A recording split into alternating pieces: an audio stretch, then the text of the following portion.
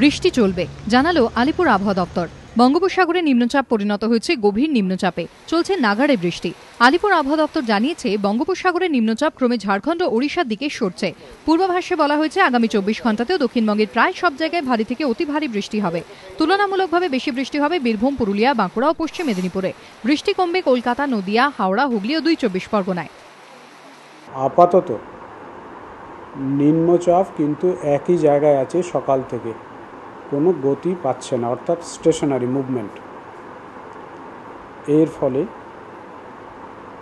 বৃষ্টিপাতের পরিমাণ বা বৃষ্টিপাত আগামীকাল পর্যন্ত কিন্তু সতর্কবার্তা দক্ষিণবঙ্গের সমস্ত জেলার ক্ষেত্রে আগামীকাল দুপুর পর্যন্ত বাড়ানো হয়েছে। কলকাতা এবং সন্নিহিত অঞ্চলে রাতের দিকটায় আরও কয়েক পশলা বৃষ্টির সম্ভাবনা রয়েছে। কলকাতায় এদিন দুপুর 2:30 পর্যন্ত বৃষ্টি হয়েছে 117.6 মিলিমিটার।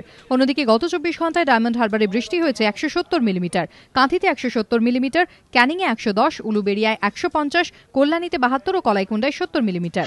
আবহাওয়া দপ্তর থেকে জানানো হয়েছে উত্তরবঙ্গে বিক্ষিপ্ত বৃষ্টি হবে, নিম্নচাপের কোনো প্রভাব সেখানে পড়বে না। সঞ্জন মিত্রের রিপোর্ট, এবিপি আনন্দ।